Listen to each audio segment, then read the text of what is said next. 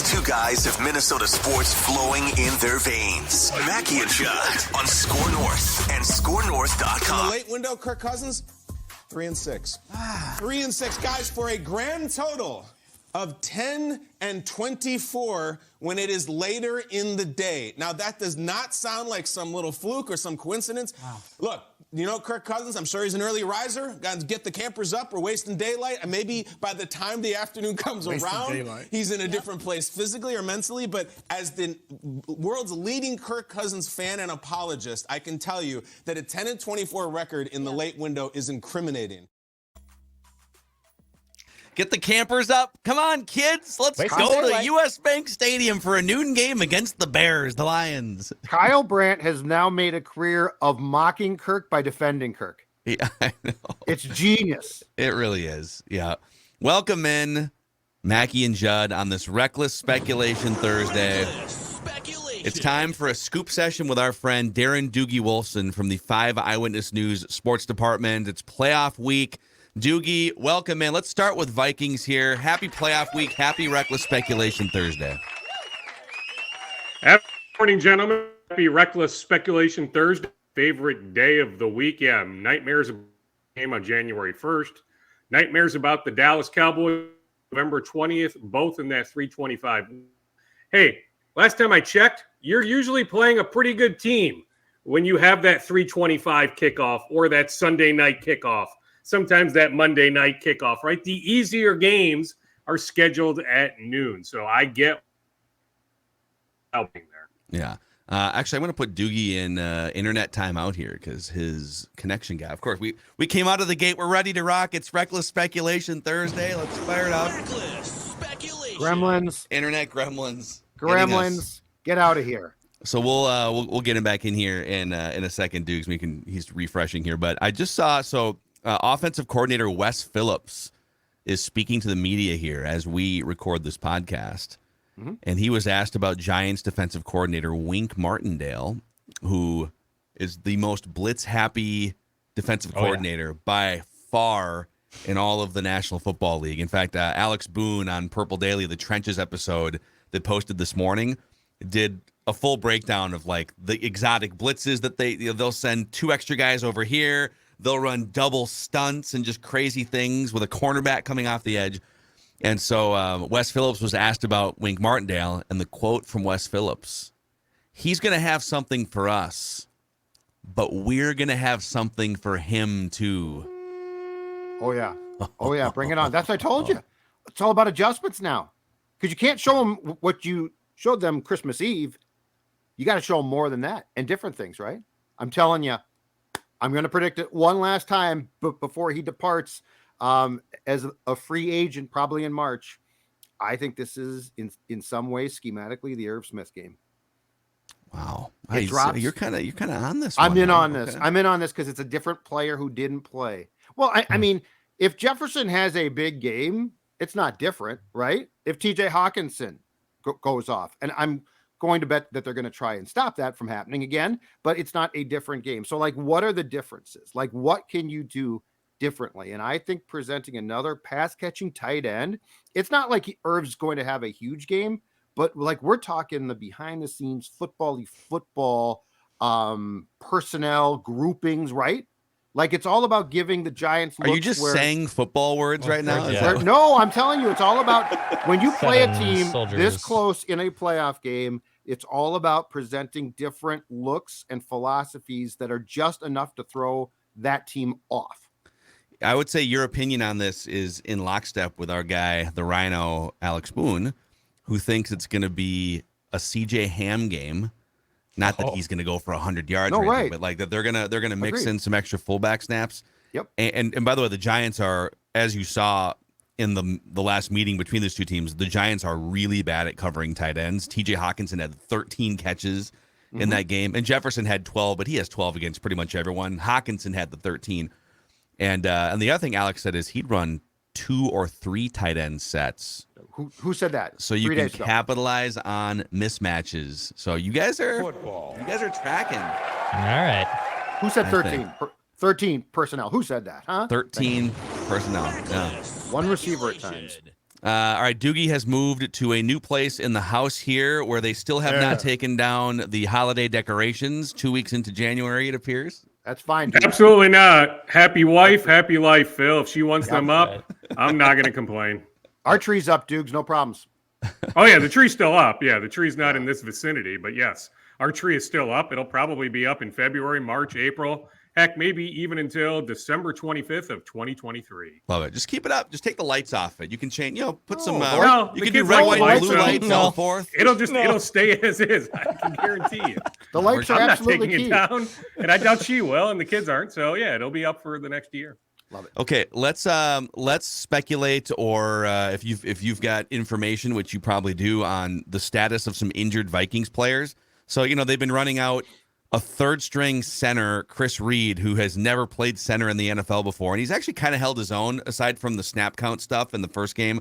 What do we know about Garrett Bradbury? And then also Brian Asamoah. So you're dealing with a mobile quarterback here in Daniel Jones, and you've got at least your two base inside linebackers are both over the age of 30 and have a hard time keeping up in space. I feel like Asamoah could be an interesting sort of a spy-like secret weapon. So where are we at with Asamoah's knee? Where are we at with Bradbury's back, Doogie? I feel a little bit better about Asamoah playing on Sunday compared to Bradbury. Let's not forget Asamoah made a very nice play in that Christmas Eve game. Even that being said, I'd be shocked if he played more than a series or two. I mean, maybe he's mixed in here and there, Phil, but I expect to see Jordan Hicks, Eric Kendricks on the field plenty on Sunday. On Garrett Bradbury, our photojournalist Brian is in Eagan right now. He texted me. He said Wes Phillips, who met with the media about 20 minutes ago, said Garrett looked good on Wednesday, but today's the day where they put the full pads on. Today is of the 3 days of practice, Wednesday, Thursday, Friday. Today will be, the heaviest workload, right? This is where the most physicality will take place. So they truly won't know. I'd love to tell you right now definitively, yes or no on Garrett. They really won't get a sense until tomorrow. I know there are concerns about where he is at conditioning-wise. So I would say it's up in the air. I don't feel strongly that he's going to play. Let's not forget, right after that Jets game, I was telling Judd this on Tuesday, Phil. Right after that Jets game, that Monday, he was telling some other offensive linemen, walking was hard. But then he was on the field in limited fashion that Thursday. I remember being at TCO Performance Center. Ultimately didn't play against the Lions, but he at least was out there. So clearly he was able to walk.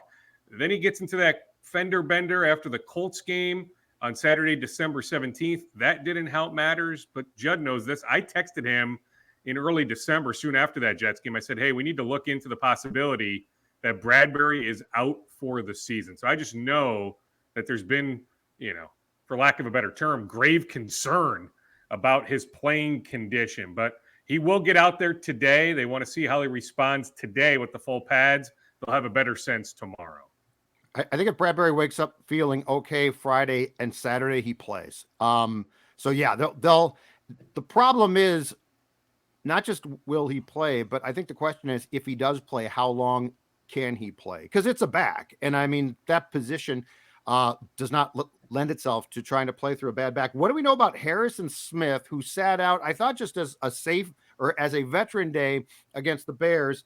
But now he has shown up on the injury report, Dukes, with a knee limited in the first injury report we saw yesterday. What can you tell us about Harrison Smith's status? Yeah, I saw him in the locker room on Monday. He didn't want to do anything on camera, saw him a little bit from a distance, but he was laughing. He was smiling, something we don't always see with Harrison. So that makes me believe that he'll be okay. I haven't heard otherwise. I haven't heard, hey, Harrison Smith may not be able to go on Sunday. Hey, get ready for the Josh Metella show. I haven't heard anything along those lines, Judd. So my sense as we sit here on Thursday morning, reckless speculation Thursday, is that Harrison Smith will be out there on Sunday afternoon. Yeah. Interesting. So another interesting quote that just came across here, these coordinator press conferences are happening as we record this. So Ed Donatel says the veteran players on the Vikings defense are, this is from Will Raggets, The veteran players in the Vikings defense are kind of taking over the team this week. Quote, I think you'll like the way we play. Kevin O'Connell said earlier this week that it was the tone of it was interesting. He kind of said, like, we expect the defense to go out and have a good game. This feels like a last stand for Ed Donatell's defensive coordinator career here against the Giants and through this playoff stretch, right? It's like he's been a coordinator a handful of times.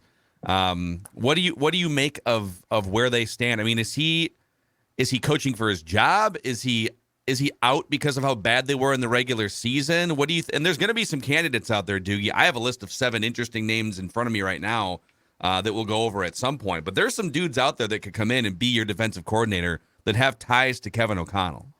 Absolutely. I mean, barring some sort of miraculous 3 or 4 game run here starting on Sunday, I'm fully prepared to start searching on, who those candidates are. Will the Vikings reach out to them? Like, I think the end is near here for Ed Donatell. Now, yes, if they play unbelievably well against the Giants, shock us. I do think the Niners beat the Seahawks. So then the weekend of January 21st, if the Vikings, I think that game would be on Saturday, not Sunday. So let's say it's Saturday, January 21st. The Vikings go to San Francisco or Santa Clara, I guess. If they win that game, if they shut down Debo, Christian McCaffrey, George Kittle and company, move on to the NFC Championship game, then play well, maybe lose, or play well, shut down Jalen Hurts and the Eagles, win, get to Glendale in February. Okay, we can have a different conversation, but I'm not sure I like all those chances of happening. Can see them winning on Sunday, but not sure I see much beyond that. So I'm just telling you, I am preparing as if there is going to be a change. And if I can offer up a reckless speculation fly in the ointment that has emerged out of Los Angeles, California, it would be this. Sean McVay looks like he is going to step down. Like, it just looks like he's thinking about his life, and he's married now, and he wants to spend some time away. And plus, the Rams might suck. So he's looking at that roster. He's like, he can go to Fox or CBS or NBC, Amazon, and get millions of dollars. It sounds like the Rams have given the okay, Darren, for the assistant coaches to at least dabble in talking to outside teams to see if they can get jobs, because a new coach might not keep them, which leads us to this one. Raheem Morris, who was a candidate for the head coaching job here, who I believe is friends and tight with O'Connell, and who probably runs a system that O'Connell absolutely loves. And I think part of the Donatell problem was O'Connell bought into a vision that has not been fulfilled. Like, Ed came here and it's like, you're gonna run the Fangio, and he's like, oh yeah, that's what I do. Yeah, all right, cool. Yeah, no question about it, Kevin. I'm gonna run the Fangio. Raheem Morris, if he is not going to get a head coaching job, it would seem to be a pretty seamless transition for him to be on O'Connell's list of potential DCs for the Vikings in 2023. What if I told you that I think Sean McVay remains Rams coach? That eventually he'll make that transition, making millions of dollars, being an excellent broadcaster, but that I can see him coaching the Rams, as dire as that roster looks, the future outlook with their lack of draft picks. I can still see a scenario where Sean McVay is Los Angeles head coach. You also mentioned it. Does Raheem Morris get one of these head coaching jobs where he's going to be in that mix? But if those dominoes fall, Morris doesn't get a head coaching job, McVay ultimately does walk away. By the way, who's the next Rams head coach? Would Raheem Morris have a chance to be elevated there in Los Angeles? But if all those dominoes fall and Morris is sitting there, yes, we can connect those logical dots. By the way, on Fangio, where does he end up? Now, I was told, I don't think it'll be here. I think he's going to be a DC somewhere in 2023. I don't think it'll be here. So that is not a name on my list, even though I do think he'll be back in the league. He's Peyton's guy, right? Well, yeah. There is that natural connection. Yes. Yeah. There is, and the Broncos are talking, I think, with Sean Payton. So it would be really interesting. Would Vic Fangio go back to Denver as the defensive coordinator? He got fired as the head coach there. Would he go back as a defensive coordinator George Payton was part of firing. George Payton fired him, right? So could you go back in that building as a defensive coordinator working for Sean Payton? You Could, because Sean isn't going to report to George. Sean then would report to the owner. And considering Vic and Sean's relationship, I mean, this would be reckless speculation. I don't have any sort of deep insight, but I guess I could see it because of that Sean-Vic relationship and George not necessarily needing to be in that mix. I think George would get pushed out entirely. I think where Peyton goes, he gets control of the roster. Well, he's going to have control, right? I mean, he's got that sort of, trump card, right? So, I mean, he can tell Denver, in however you want to term it, hey, F you, right? Like, I'll go to Carolina or I'll go here or there if you're not going to give me personnel control. So sure, Sean absolutely has that hammer. Yeah. Any other Viking stuff to clean up here before we move on to other matters in Minnesota sports? Anyone? Well, I mean, I heard you guys when I was having, the internet gremlins, I don't know if you referenced, was it Alex Boone, Phil, about, using 2 tight ends. I mean, I think we'll see 8 to 10 snaps, maybe even more, where they have the 2 tight ends in the game. I mean, if you look at it, the Giants don't do a good job, not just that game on December 24th where TJ Hawkinson blew up, but for the totality of the year, the Giants haven't defended tight ends well at all. So I think we'll see a handful of snaps where it is Hawkinson with Irv Smith Jr. That's 12. That's 12 personnel. Could they find a way to put 13 personnel? Okay, so you're saying blocking tight tight over here, huh? Yeah, Munt by Udo to give you more blocking presence, and then you leak Smith or Hawk out. Dude, I'm gonna tell you, I think I'm getting the terminology right here. Alex suggested what I think would be 23 personnel, where you would have have Cook, Ham, and 3 tight ends with 5 offensive linemen and Kirk Cousins. Anything can happen. It could be play action, it could be a pitch out, it could be anything. I love the Rhino.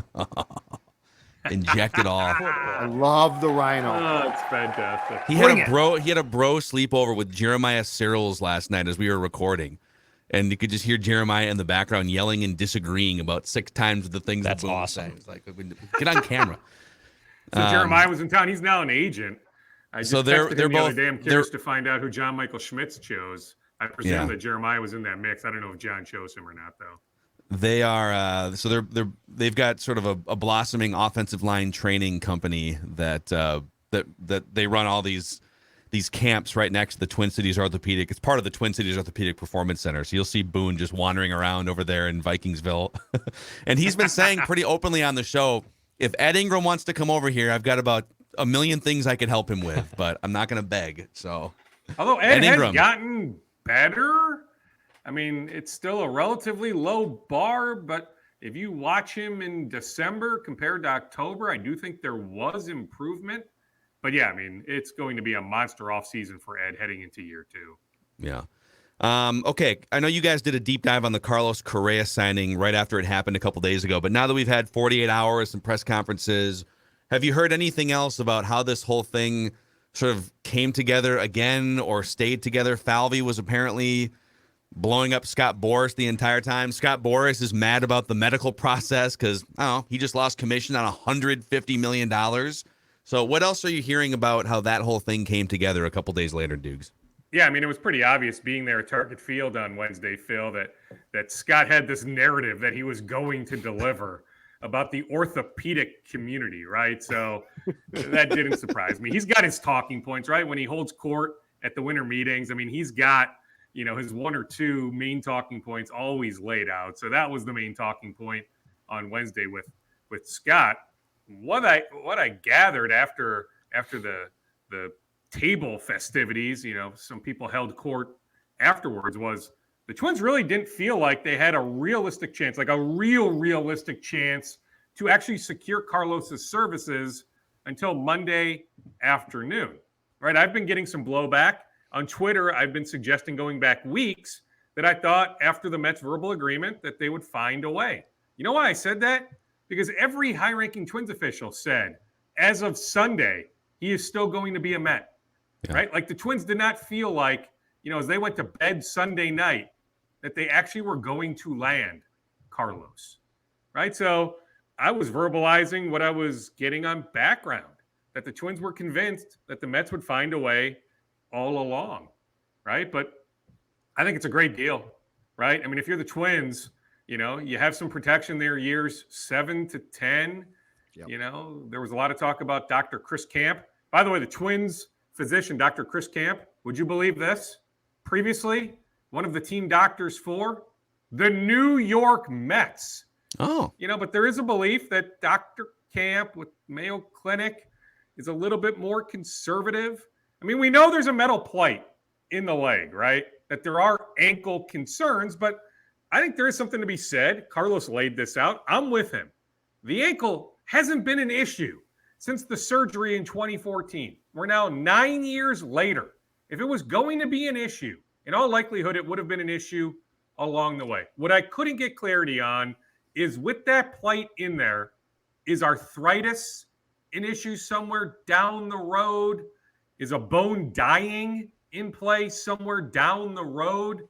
But there's a good bet that if that were to take place, one of those two things or both, that it won't take place in the next 6 years. So that's why I think it's a great deal for the Twins.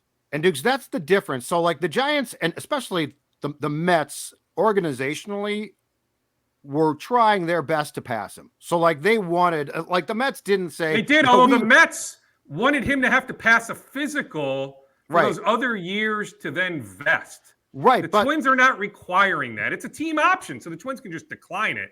But he doesn't have to pass a physical after year 6 for year 7 to kick in. If the plate appearances threshold hits, then the option vests. But the Mets wanted it contingent upon him having to pass a physical after each season. The Twins are not requiring that. And the Twins, though, essentially getting the Boris Correa camp, and this is a small miracle, down to 6 years is the key. Because if the Twins had come back and said, okay, screw it, 10 years, I would have said, you're nuts. You're absolutely nuts. But this contract and the thing they're not going to discuss this, but guys, the most important thing here is this contract, while it is very nice for the player, screams to the fact that the concerns are real. Like there's no way you do this even contract. The Twins redoing the deal, right? I mean, initially the Twins offered 10-285, right? Yeah. I mean, if the Twins didn't have any concern, they make that same offer 10-285. So it absolutely screams that there is concern, but I think the concern lies in years 7, 8, 9, and 10, and that's where the Twins have the hammer after each of those years. Agreed. Do you think they'll trade a starting position player for a good major league starting pitcher? Yes, I can see that happening, Phil. Nothing seemed imminent when I left Target Field late Wednesday morning. But yes, talks have been ongoing for a while. I've brought up the name Pablo Lopez with Miami just because I know Miami has shown interest in Max Kepler. They've shown some interest in Louis Arise. Now, I wouldn't do Arise for Lopez. If there were multiple more parts involved, okay, maybe you could talk me into it. But like with that being the base, I'd rather have Louis Arise than Pablo Lopez. Like to me, if you're going to trade Arise, I'm not anti-trading Arise, but it has to be for a better starting pitcher than Pablo Lopez. But certainly Lopez has come up. I know there's been some chatter out there about the Twins reaching out on Michael Wacha. Like nothing is even close to happening on that front. I think the Twins are aiming higher than the best free agent available. I brought up Trevor Bauer's name on Tuesday with Judd, just from the standpoint of, like you think about Bauer's agent, one of his agents, John, played in college with Thad Levine. Like they go back many, many years. They have a rock solid relationship. Then Falvey has the history with the player in Cleveland. So I mentioned there's going to be an internal conversation, but knowing St. Peter, knowing Falvey, like they value, they certainly value what the fan base, a good portion of the fan base thinks, right? But they also value some other things. Bottom line, Trevor Bauer is not in the mix here with the Twins. He's about to clear. He'll be an outright free agent here before the week is over. The Twins are not pursuing Trevor Bauer. That was another note that resonated on Wednesday. Yeah. All right, last minute here with you, Doogie. Empty your scoop bag. Anything else in your Minnesota sports? Well, on the Twins. So tomorrow's that arbitration deadline, right? You either reach an agreement on a 2023 contract, or it goes to the arbitrator, right? So you've got guys like Arise, Pagan, Malley, Thielbar. So I know talks are ongoing with all those guys on finding a happy medium, avoiding having it get to the judge, right? So the Twins are working diligently on those 2023 contracts. So far, no talk on a multi-year deal for any of those guys. That could change down the road, but right now the focus is on 2023 contracts. Otherwise, boys, I'm off to go hang with Carter Coughlin's dad, doing a little story. At least want to feature him with Carter playing his first playoff game, the former Gopher, Eden Prairie Eagle. He's a New York Giants linebacker, really good special teams player. So that'll be fun for the Coughlin family on Sunday. Awesome. Great stuff, Doogie. Happy Reckless Speculation Thursday. Thanks for the inside info on Minnesota sports How teams. about your Wolves last night, Phil? I don't want to talk about those Wolves. Well, okay, Anthony Edwards. Just dude, contest some threes. How lazy was their defense last night? It is unbelievable how often this takes place. Yeah. My God. And just when we thought they turned a corner, it's pathetic. It's never ending. And that's why, I'll keep an eye on it. I still don't think Glenn Taylor wants to cut the check, but Chris Finch would be the easy move, right? And so it's at least on my radar somewhat. Like, I don't sense it's happening today or tomorrow, but put it this way. It's not like I'm just throwing it off to the side. I'm at least trying to read some of the tea leaves and checking some text messages and all that. Like, I can see it happening maybe after the season, right? Like, I don't know if Chris Finch at this point is going to be here a while. I feel bad because I do think he's a brilliant offensive mind. Yeah. But I think maybe he's just a really good nearing. He might be a good lead, just a great lead assistant. Maybe that's his like future. An offensive coordinator type, possibly. I wouldn't necessarily write the final chapter on his head coaching career, but I'm just telling you, it's something on my radar when it comes to his Minnesota head coaching career. Yeah. There he is, Darren Doogie Olson from the 5 Eyewitness News Sports Department. We'll catch you next week, Dukes. Okay, take it easy, boys. Glad this connection worked. See ya. All right, yep, great stuff. Yep, keep those holiday decorations up as long as you guys want. We're the type of house where the day after Christmas ends, those things are gone. Dawn has been saying for 3 weeks now, I got to take the tree down. And I'm like, no, you don't. It is the greatest nightlight of all time. It is a good nightlight. I come downstairs, at 2 in the morning, house ordinarily pitch black, not with Christmas tree, because those lights are always on. Yeah. It's a great nightlight. And she's like, it's got to come down. I'm like, no, it doesn't have to come down. You a real tree or a fake tree guy? Yeah, that was my question. Do you replace the tree every year? No, it's a fake tree. Yeah. We stopped with real trees in the 90s at some point. She was big on that for a period of time, but I'm like, the needles come off. I'm paranoid about fires. Like, they dry out. I'm with you on that. I'm paranoid about our house. She burns candles, which I love, Spiralite, of course, but then I don't want those to catch fire with the tree. No, fake tree with those small lights. So it's not like big lights. So they don't burn hot. It's a great night light. Leave it up all year round. Wow. That's what I'm saying. If you're going to leave your tree up, you could change the light colors for different times of the year, like St. Patrick's Day season. Yeah. You could have some green lights, red, white, and blue in the summer, July 4th Christmas tree. Some orange lights around Halloween time. You should patent this idea and make the lights. We had two trees. Yes, I'm inventing orange lights. I'm the first person to ever. That is the first guy that's ever done that. A Halloween tree. We had 2.5 trees up at our house. We had 2 full trees. The fiance loves Christmas. I like Christmas. I really like Christmas, but I'm pretty much married to Buddy the Elf. So we have 2 large trees, but of course she has to be in control of the decorating and the cleanup and all that stuff, which is great for me because I don't really want to assist with that either. So it ends up working out win-win-win. We all win in that situation. I bring the tree upstairs. I throw the parts down. Dawn assembles it. She does all the work. It's fantastic. Yeah, that's great. I'm going to ask the women how they feel about this. Maybe they like a little more help. I think she likes it. Dawn likes it. Yeah, so does Kelsey. She loves it. I don't want to just stay away. You guys stay away. Bring me some champagne halfway through. And champagne or some vodka. Yeah. I mean, who knows? Some wine. I never know in my house. Whatever it is. Amazing. All right. Well, that's a scoop session here on this Reckless Speculation Thursday. We will catch up with the biggest Vikings fan we know, Randy in Cottage Grove, also today on Mackie and Judd.